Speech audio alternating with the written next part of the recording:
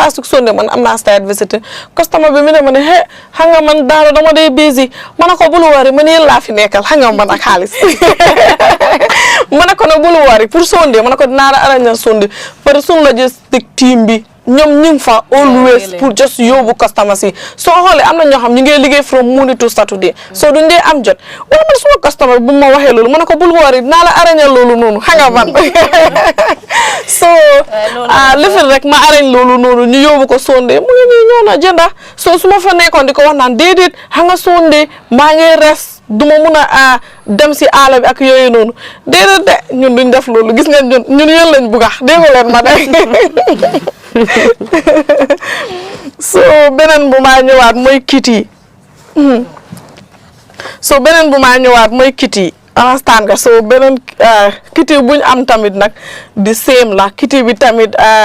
plot size bi 20 by 20 meters la cash payment ñu ngi ko jaay 369 dégg leen ma de 369,000 loolu lañ ko nekk di jaay so price before bi 100,000 la te kit yi lu ma si gën a neex mooy kit yi soriwut si kaw yoon bi understand it's just like 5 minutes drive ba pare tamit not far from the German school bu nekk kiti su ma waxee German school bu fa nekk rek I hope na yéen ñëpp di ngeen understand so German bi fu mu nekkee rek nga gis ne soriwante wut ak estate bi just few minutes walk la rek nga egga foofu noonu so loolu noonu tamit novel bu neex la so kiti tamit is available 369,000 dimension bi 20 by 20 meters soriwut tamit si German school bi understand so lu ma wax gars yi rek mooy ngeen daw si ngeen ñëw balaa promotion bi di jeex dinaa ko répétaat estate bu ma wax rek naa leen ko waxataat man ama si problème pour yéen ngeen understand rek because foofu noonu décembre daal promotion bi yëpp dafaa jeex so price yi yëpp dafaa delluwaat normal price am so daw si leen gaaw ngeen ñëw ut si kit yi just after sifo noonu boori sifo su nekkee Brikama nga awee I think kit yi nga am right am sifo so area boobu noonu la so ku su daw si leen gaaw ba pare foofu noonu estate yu bari tamit ñu ngi fa so development bu rafet mu ngi fa sampa yu nice ñu ngi fa ñu suñ estate bi sa right now nii I wish ma àndoon ak Maymuna sax moom mu ñëw moom na leen waxal because kooku staff la mu jënda foofu noonu kër lu si gën a neex mooy staff of Kombo Real jënd kër kiti dëkk foofu noonu right now ak family yam bi so I wish ma invite on Maymuna tey pour mu ñëw moom dina leen waxal la mooy njëriñi kiti bi because moom right now mu ngi fa dëkk ak family yam bi so daw si leen gaaw kiti bu ñu amee nekkut aala de maa la sunu staff mu ngi fa dëkk te mu ngi ñëw liggéey FD understand ngeen so xam ngeen ne maam yi foofu noonu de aala de foofu noonu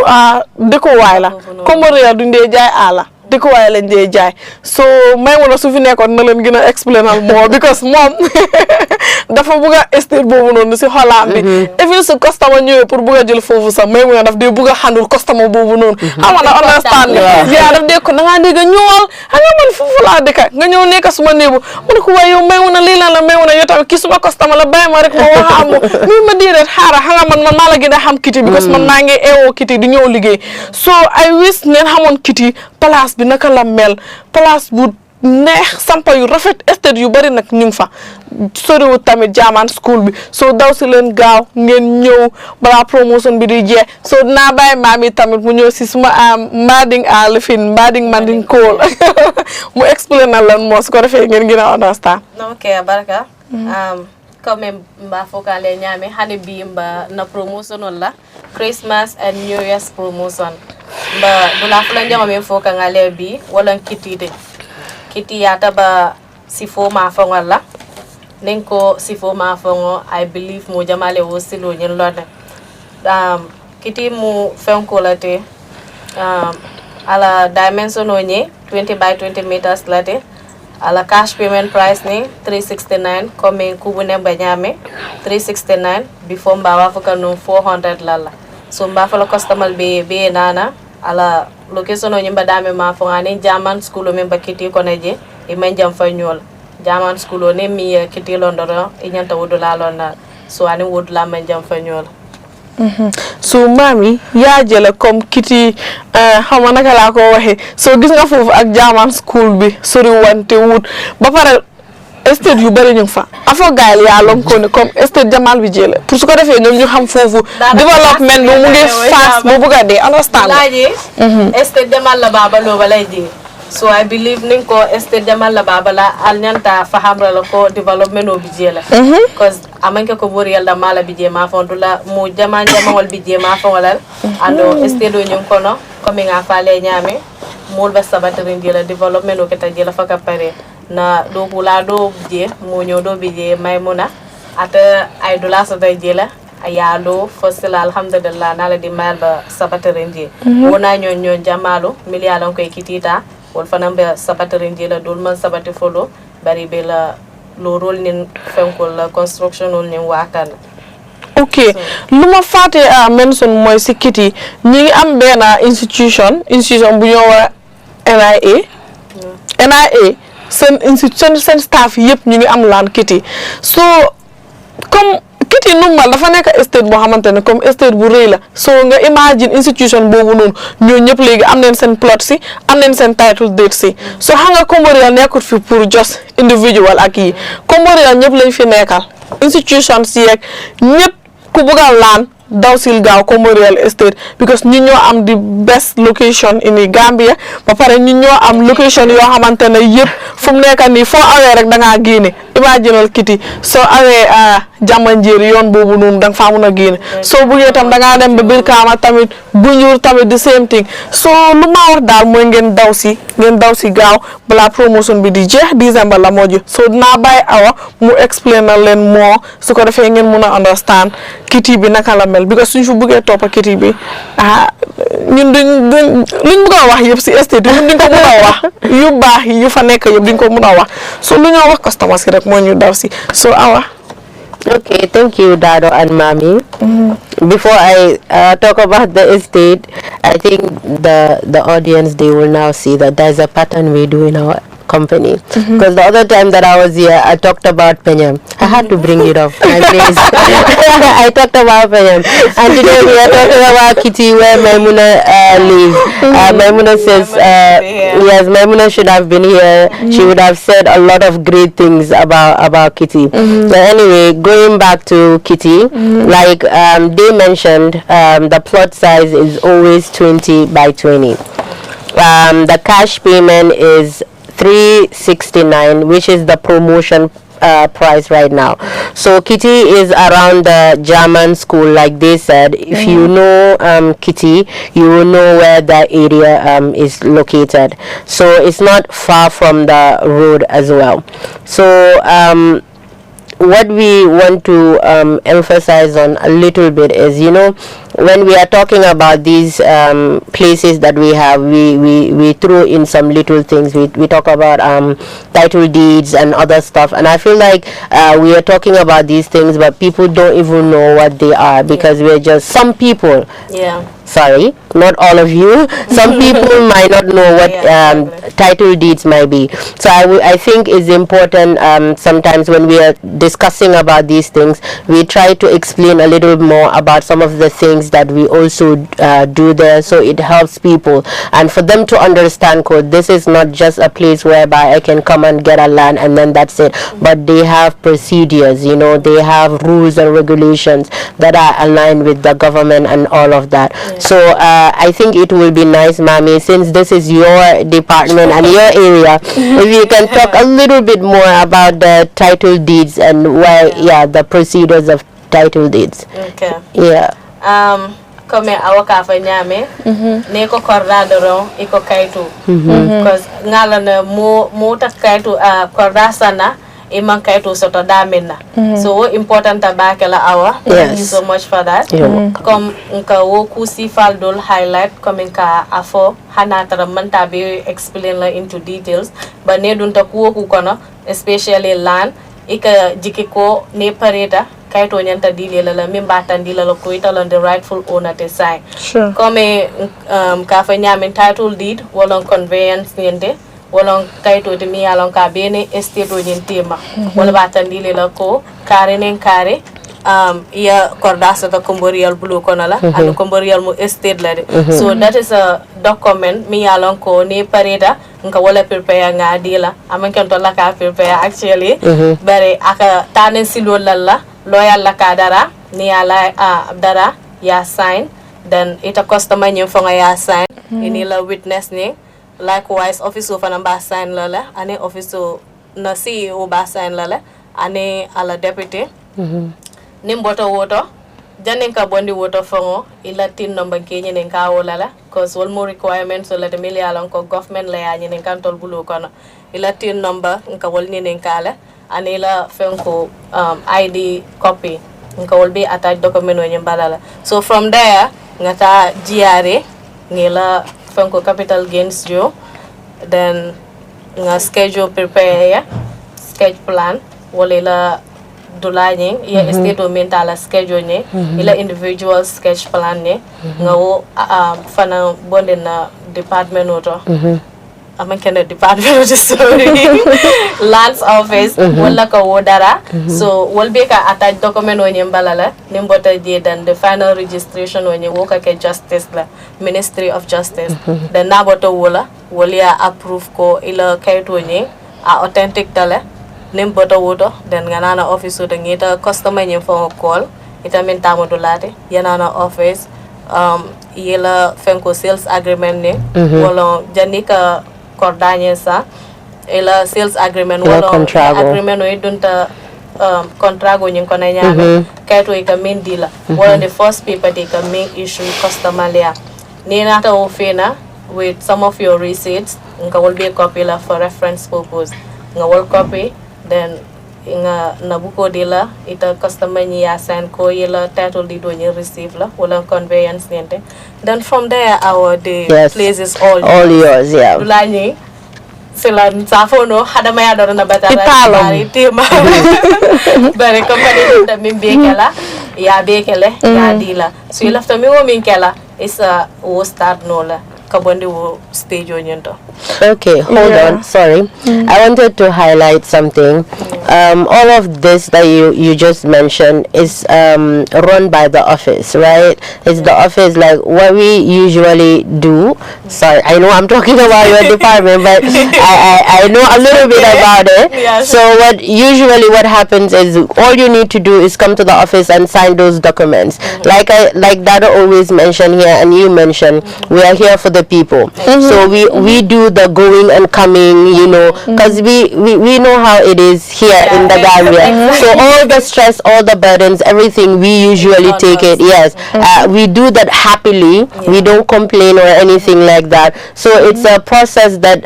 is trustworthy. You know, you come, all you need to do is just sign those documents, and then from there we will be the one to go and do follow-ups and make sure everything is intact. And also what we usually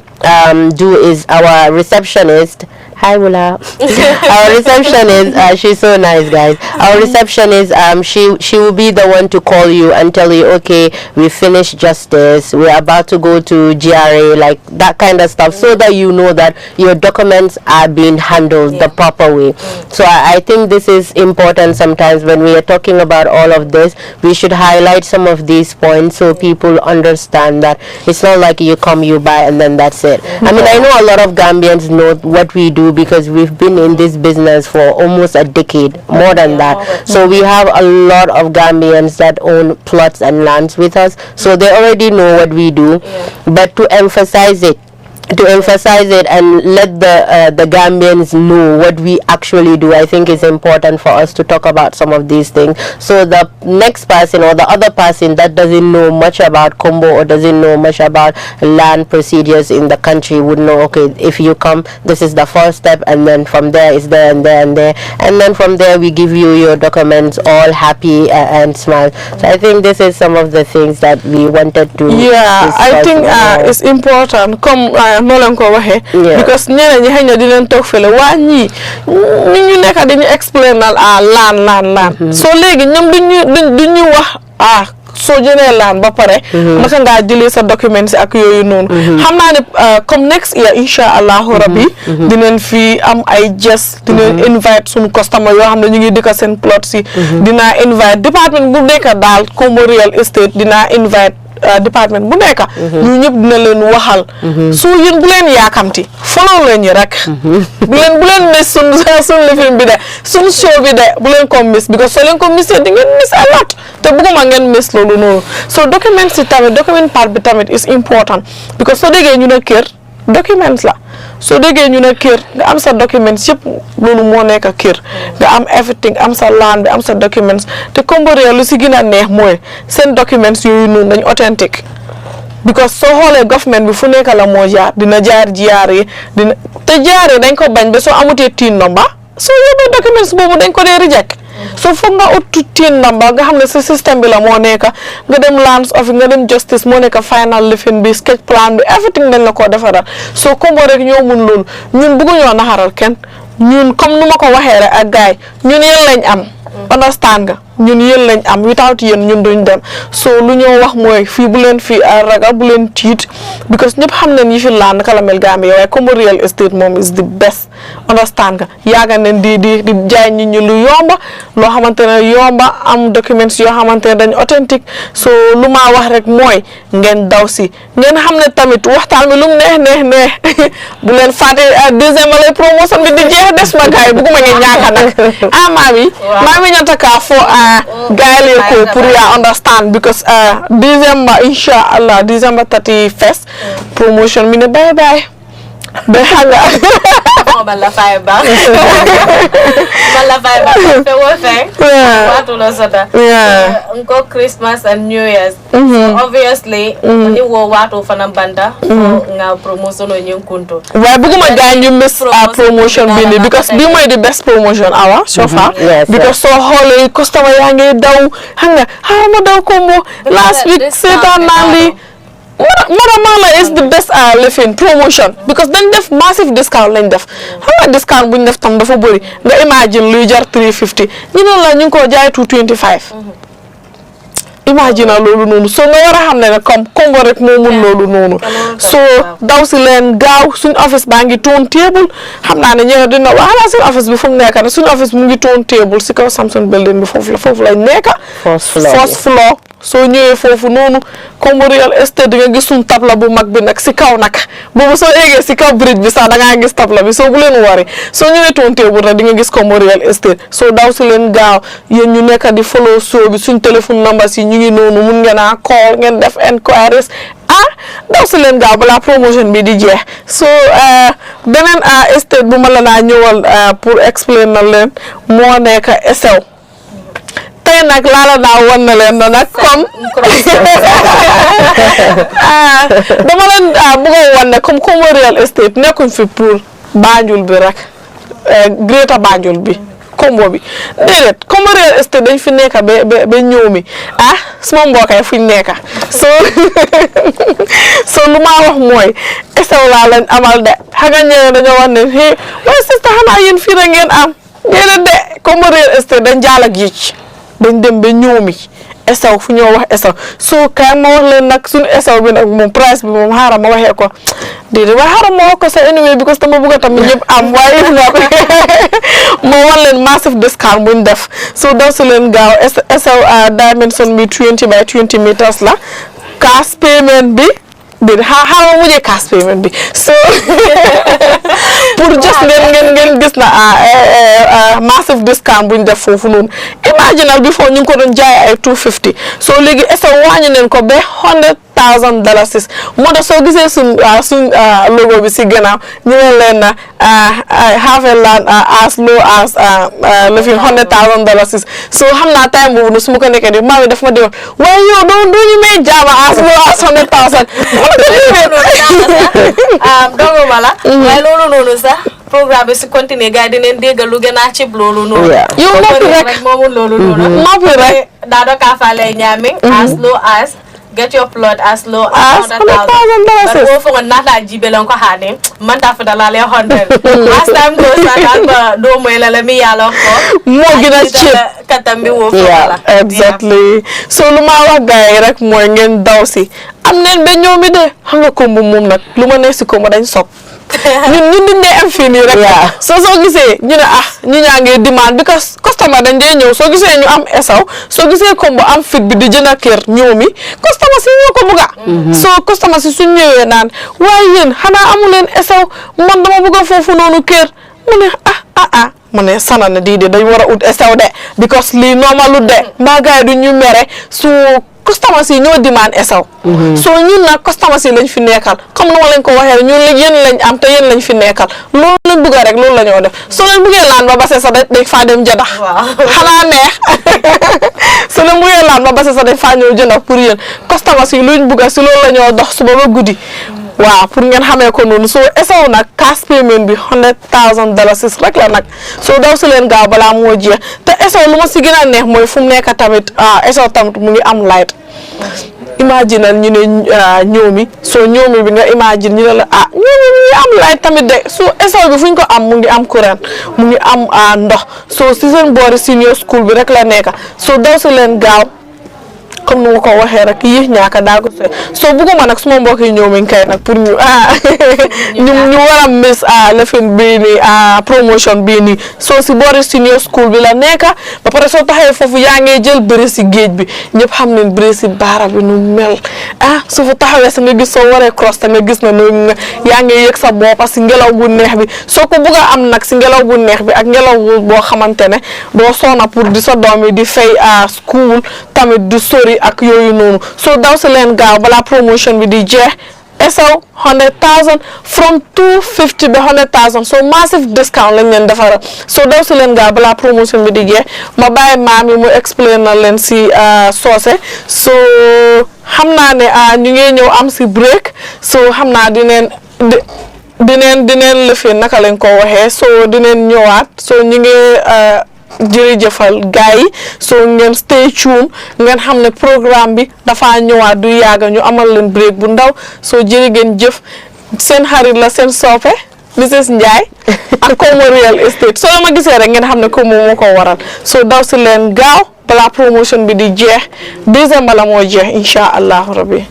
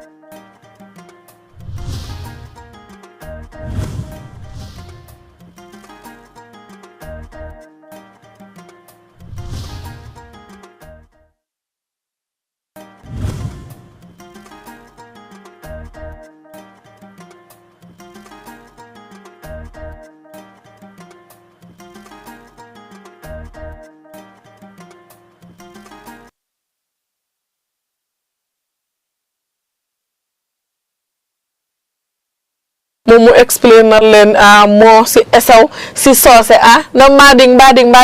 cool su ko defee gars yi won't understand so mami baraka to be afale nyame boda break ko dala say mba damen fokano wala ba damen fokano wala esawde ni ajibe nga mandangale kombo janda mato ntata lele fo fonye bankoka wala esaw te nin ko esaw dono wala ne cross tabara bara ne esaw man jam fa nyola comme tamalalo mobe yalo nyame hane mi mo futa je kibaro moyela so na dimension lo comme bi ba nyame 20 by 20 meters long na cash payment price kama tana sauna esaw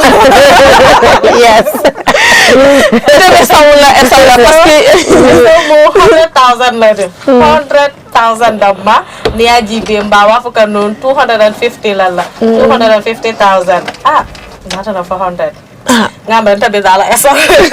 Ndaka tala de. waa ñu dem esa parce que man maa nga man waa ñëw ni la soo yow nga ut foofu noonu kër awa nimbi tay ji yaa ngi peñe waaye awa da ngaa xool ne man tam man ñëw mi laa man tamit waa ñëw mi laa so obviously da ngeen naa ut esa tamit nag yéen tamit 100,000 people hurry and come. I'm like.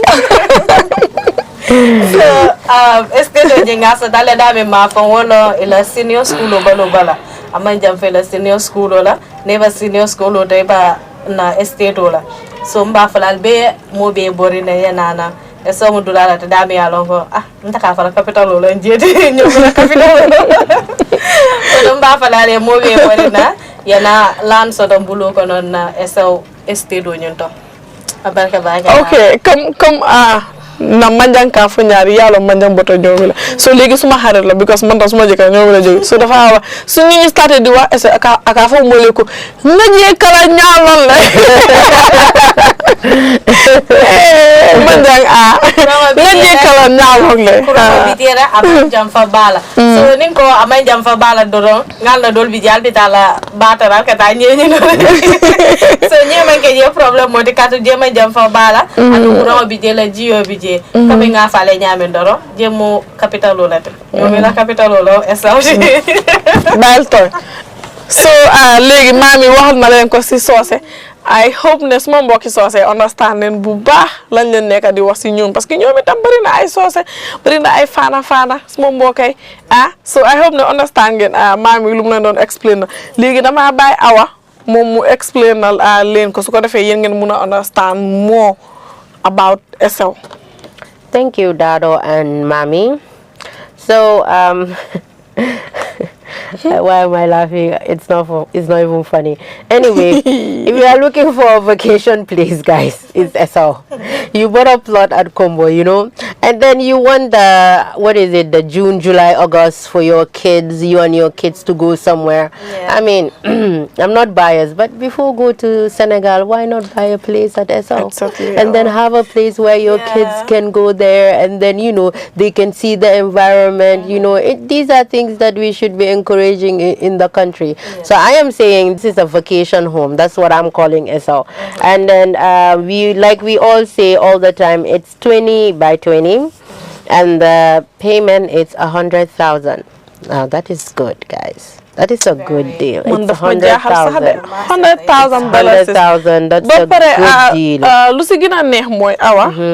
I don't cut you, but mun ngaa jógee ko Sénégal yaa ngi ñëw. yow yaa ngi am foofu noonu sa kër. already nga ñëw fekk ñu ne la fere bi wàcc na. Why can't you come on? Don't just mun a ñëw rek nga jënd kër 100,000 nga samp ko soo demee Sénégal nga ñëw nga guddee nga fanaan foofu noonu. Understand? Rental, exactly. That's why we are talking about vacation home. Wow. Yeah. I want to go ahead. Fufu nono tourist lifen la. Center la. Mun nga joge fufu nono them other parts of the country in an easier way because I cross ferry you know you are already there. So nga jël moto rek dem fo bëgga dem ñëwaat do guddee. So lolu nono nga mara wo important it's important. It's like Daro mentioned and Mami is around the senior school. If anyone that lives there, you already know that it's not far, and electricity is available like in all our estates. So you guys hurry up and come, okay? come and buy your vacation home at Esau. That's what I'm going to call it, guys. It's a vacation home. Nothing more. I don't want to hear any of you saying Esau. It's a vacation place. So come and get your vacation place home at Esau. It's going for a really, really reasonable price. $100,000. And like Dado has been emphasizing, this is going to finish soon. So we don't want it to. We don't want the promotion to go and it's done, and we don't get a lot of people that got a place here. So hurry up before the promotion ends, and you come and get your vacation home at Esau. Nga xamne do sona. Yes, exactly. Nga cross ñu la ne dama late fere bi wacce na don't worry da nga dem dugal sa kër nga yang fa am everything fanan fofu nonu so Esau lu mu na def dafa beuri suñ fu bëggé tok mami di wax Esau lum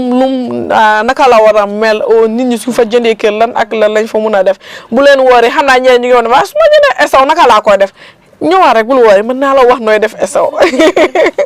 dina la wax lan nga fa def dina la wax the importance of Esau dina la wax the importance of having land at Esau so dina la wax lolu nonu yépp so daw ci leen gaaw la promotion bi di jeex buguma ngeen ñaaka nak baxna daal so ma ñëwal leen ci benen nak boobu nga xamantene tay ni moy toj dëkk bi mu ne ko ci boobu noonu nga xam ne mooy toj dëkk bi xaaral sax ma noppi Faraba Bantang lañ amal ñu ne gis ngeen university bu mag bu fa nekk su xam ne na léegi university bi sax gaay dañ tuxu foofu noonu so fan yi daal foofu noonu hot cake la foofu daal mooy toj dëkk bi so daw si leen gaaw ngeen ñëw Faraba Bantang na lu si gën a neex mooy 300 meters from the university déggoo leen ma de 300 meters from the university. Behind the university. Yes, behind the university. So daw si leen gaaw ngeen ñëw because university bi right now mooy toj dëkk bi xale yëpp foofu la ñoo dem foofu lañ transfer léegi nii so yow ku fa am kër yow doo wax alhamdulillah yow sa doom yi suñ bëggee dem university in future yow ñooñu duñ struggle di nga dëkk ba Serekunda ak te léegi tam xam nga lu si gën a métti mooy because dama di gis comme bus bi tam daf dee raw student yu bëri da nga gis ñuy complain man suma pass bu mu tut maa ngi fàttale ko time school rek nga sooy dem school moom da nga dee broke waaw man bus bi raw na ma soo léegi waaye soo amee kër foofu noonu you don't need bus walking distance rek nga egga si school bi so daw si leen gaaw ngeen ñëw price bi nag moom maa ngi koo waaj ak pour wax ko because price bi dafa cheap $100,000 rek la nag cash payment $100,000 soo ko bëggee fay ndànka lu si gën a neex ñoom mu géej bi luñ si yokk is just $50,000 so maami diga maa ngi wax gaay ñu daw si Faraba Bantang bi because Faraba Bantang bii nii moom xam naa ñun ñëpp neen fa ut sax ñu dem dëkk because it's just $100,000 so cash payment bi is $100,000 mortgage price bi is just $150 so daw si leen gaaw comme yeneen dimension yi rek 20 by 20 meters la daw si leen gaaw ngeen ñëw balaa plot bi nii di jeex because estate lañ fa am waaye di moment xam nga dugal nañ ko si lefin bi si media bi since last month ben tey combo ñu ngi wax Christmas and New Year's promotion so ñëpp xam ne ne Faraba Bantang is available so ñit yaa ngay ñëw de balaa ngeen a dégg rek ñu ne leen jeex na comme makuma yàggalo yaa bi so daw si leen because combo ñëw luñ dugal si marché bi rek yéen tamit xam ngeen ne du waste time so suñu demee ba wàññi leen ko ba $100,000 moom daw si leen gaaw ngeen ñëw balaa muy jeex so dama bàyyi maam yi mu explain na leen moo tamit si soos su ko defee ngeen gën a understand. Abaraka Dado comme aba fokale nyame sen data lela fo Faraba ninko Faraba doro galdo student dol be bulete le so Faraba estate osatale jela just behind the university wala Gambia la university bañente member Faraba sate kono behind Wodaro Jekoma 300 meters away from the university ngani estate osatale wala do dimensional mo 20 by 20 meters late comme ka fale nyamena estate will be mo 20 by 20 meters late price onyen nak 100,000 wuli naka la sax soo say naka lañ ko di waxe wuli keme wuli keme dama exactly yow man dafa mel ni man maa la de nekk di fàttali leen dama bëgg nga wax Mbading xam nga am na ñoo xam ne dañ dee bëgg am na yenn maire yoo xamante ne ak pay duñ dee understand da nga dégg ako moom ba dare amere say mero la fa ko do long dindu bari merol buka long 100,000 nyinti afo wuli keme killing ha la ñu ka wala ala promotional price ne mo wuli keme la $100,000 ni aji be mbadi kan no mena wala mortgage price o nyinte ni ba dama den jola wo mo 150 la 150 ngaji dale for 100,000 lafta la student on min beba university do momo e lanso do wodrata kadingal na struggle ni mobe yala na hanim ma fo nyoye do bi yeni boso lietu koma pour kata hana sada ko do be bulo kono fanda do dulala jam fo kamala transportation o nyinga ba kol yale mari bulo kono so ni lanso do wodrata aske no sake no rent fogatere ila mo ñoo ngaran ko students mo ñoo di apartment also daji wo good business la de mo be encourage amo student wo amo mo moti wo mo be nana dula sa dale farabala kala mo balo university so mami susu abaraka baake jërëjëf so léegi dama dem si awa mu waxal leen tuuti tamit si faraba bantang xam naa ne suñ students yi ñëpp a ngi toog wala seen lecturers yi ñu ngi toog di wax ne waaye man xaaral ma toog bu baax de ma déglu bu baax because dafa mel ni ñi faraba bantang bu nekk di wax xam naa foofu de su xaaral ma jéem a déglu ñi su ko defee mun a gaaw daw si nga ñëw jënd sa 5 plot faate ko foofu noonu so awa explain la gars parce que lecturers yi ak students yi ñu ngi laa déglu de. Okay, thank you, Dado and Mami. Like you heard them say, Faraba is available. It's just, it's new. We just got it not long ago. So Faraba is available. It's behind the university, 300 meters from the university, behind the university. The price is going for just $100,000. It's a good location. I mean, I don't know if you guys know, but I am from Faraba originally, by the way. So that's why I was so excited that we are going to talk about my place, actually. So this is a really, really good place. I've been there, and I guess you guys too have been there. I emphasize this place a lot. I've been even talking to some of my, because I have cousins that are still going to the university, and I speak to them and I'm telling them that, you know what, you think this is a lot of money, it's not. You can start paying monthly, small, and then you will eventually get the place. If you graduate, you go, others are coming, and then you can always build a place, and that place is going to be huge, guys. People don't know, but that place, if you are smart enough to get the place now, you don't even need to put anything. Get the place now, just put a fencing or anything there, forget about it. When you become more settled in life later, you can always come back and build it. But for now, the price is low, so try to grab the place, even if you don't have any future plans now, you might have future plans later. It's a really, really good location, and I know time is not on our side. We would have emphasized this a lot more, but next week, inshallah, we would be back here, and we can perhaps maybe go back again and talk about Faraba a little bit more and emphasize on it. So Dado, you go ahead. Okay, thank you. Our jërëjëf Mami abaraka baake. So den tey rek ñu waxaat leen xam naa ne time bi duñu may because suñ fa buggee toog di wax ko mo real estate moom I swear duñ fi jógee ko fii la ñu fanaan so 5-7 nañu fi fekka location yi seen baax ak seen lu tax ñu bëgg ñu jënd foofu noonu suñ ko buggee wax billahi duñ fi jógee ko so lu ñoo wax rek moo nekk jërëjëf viewers yi ak ñoo xamante ne ñu ngi bàyyi seen time bi xam nga toog di follow suñ lifin yi di comment xam nga ñu ngi leen a jërëjëfal yéen ñëpp so lu ñoo wax rek mooy daw si leen gaaw balaa promotion bi di jeex décembre incha allah la mooy jeex so daw si leen gaaw nga am sa plot as low as $100,000 loolu nag Kombo Real Estate rek ñoo ko mun so mag la naa jërëjëfal ba next Wednesday incha allahu rabbi dina fi nekka ak seen xarit seen soppe Mrs Njie so Njie Jatta Njie so jërë ngeen jëf bye bye ba next week Wednesday incha allah